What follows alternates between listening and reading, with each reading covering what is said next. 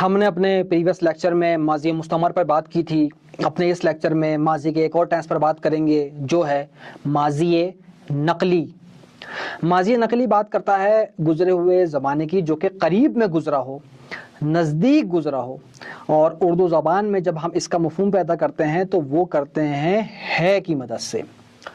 تو اب آپ کو اگر کوئی ایسا جملہ کہنا ہو جس کے آخری میں ہے آ رہا ہے تو اس کا مطلب آپ سمجھ جائیں کہ فارسی زبان میں آپ کو ماضی نقلی کا سہارا لینا پڑے گا, اور ماضی نقلی کی مدد سے آپ اس مفہوم کو, اس معنی کو منتقل کر سکیں گے. اس کے بنانے کا طریقہ کیا ہوتا ہے؟ اس کے بنانے کا طریقہ دیکھ لیجئے. ہم ایک مصدر لے لیتے ہیں بطور مثال خوردن. اب خوردن میں سے میں نے علامت مصدر کو ہٹایا تو کیا بچا؟ خورد. اب ہم یہ بات جانتے ہیں کہ خورد اٹ سیلف خود بخود ہمارے پاس ماضی سادے کا واحد غائب کا صیغہ بن کر آ جاتا ہے, یعنی کہ اس نے کھایا. خورد اس نے کھایا, می خورد وہ کھاتا تھا, داشت می خورد وہ کھا رہا تھا. اب مجھے یہ بات کرنی ہے کہ اس نے کھا لیا ہے, تو میں کیا کروں گا خورد کے ساتھ؟ خورد کے آگے میں لگا دوں گا ہے اور پھر پلس آست, یعنی خورد آست. اب خورد آست سے کیا مفہوم بنا, کیا معنی بنا, اس کا کیا ترجمہ ہوا؟ اس نے کھا لیا ہے. اب دیکھیے کتنا فرق ہے نا. اس نے کھایا, وہ کھاتا تھا, وہ کھا رہا تھا, اس نے کھا لیا ہے. اب یہ چاروں ویریشنز آپ کے پاس پاسٹ ٹینسز کی آ چکی ہیں, اور آپ کے پاس تقریباً 100 سے زیادہ مصادر بھی موجود ہیں. اب کوئی چیز آپ کو نہیں روک سکتی فارسی زبان سیکھنے سے اگر آپ پریکٹس اس کی کرتے رہے. اب وہی طریقہ کار جو ہوتا ہے کہ من تو معشومہ آنا, ہمیں اس کو کہنا ہے کہ میں نے کھا لیا ہے, تم نے کھا لیا ہے, اس نے کھا لیا ہے, ہم سب نے کھا لیا ہے, آپ لوگوں نے کھا لیا ہے, ان لوگوں نے کھا لیا ہے. تو اس کے لیے ہم کیا کریں گے؟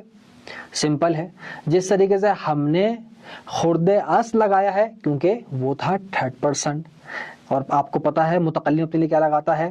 ہستم. سیکنڈ پرسن کے کیا لگتا ہے؟ ہستی.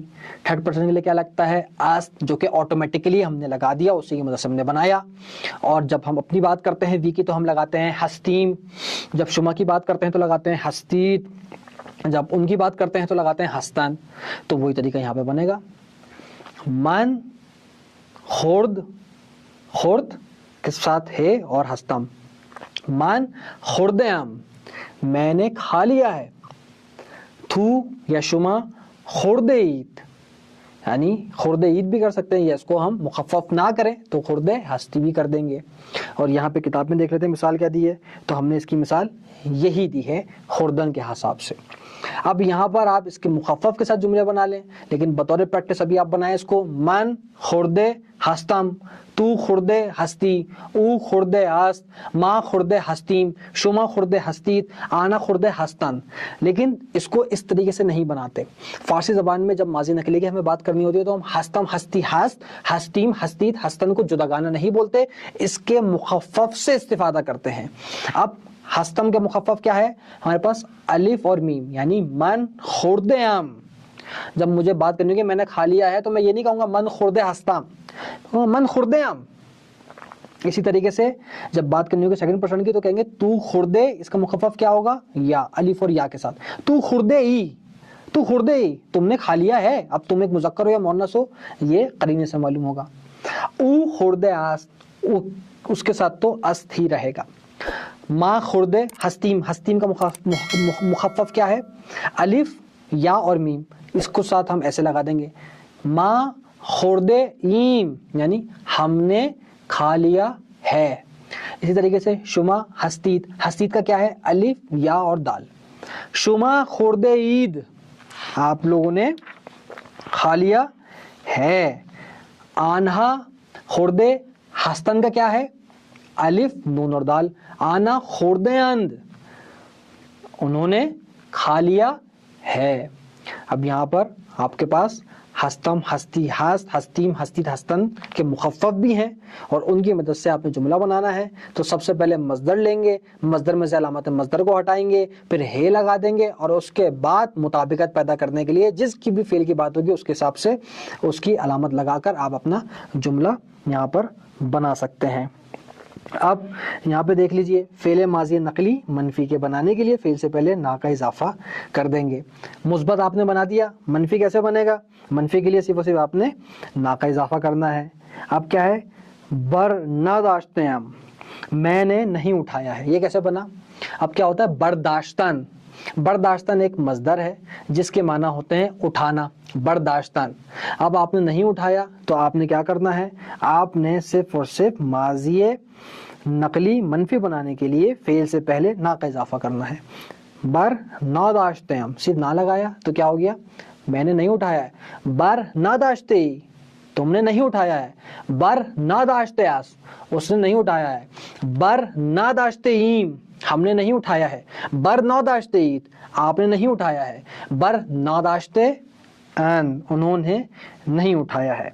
अब यहाँ पर बतौर मिसाल कुछ और मजदर हैं, आप उनको भी देख सकते हैं प्रैक्टिस करने के लिए। गिरफ्तन पकड़ना, अंदिशीदन सोचना, इस्तिफादे करदन इस्तिफादा करना, गुफ्तन बोलना, दीदन देखना, अंजाम दादन अंजाम देना, मुरत्तब करदन मुरत्तब करना, हाजिर शुदन हाजिर होना, हाजिर हस्ताम मैं हाजिर हूँ, कहते हैं ना मैं आपकी खिदमत में हाजिर हूँ।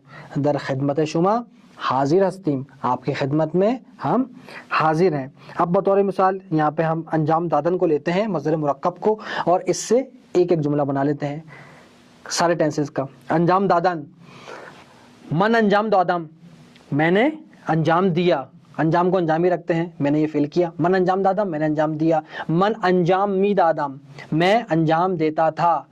मन दाश्तम अंजाम मी दादम, मैं अंजाम दे रहा था। अब यहाँ पर आ गए मन अंजाम दादेम, मैंने अंजाम दिया है। इंशाअल्लाह नेक्स्ट लेक्चर में पास्ट टेंस के नेक्स्ट टॉपिक के साथ आपकी खिदमत में हाजिर होता हूँ।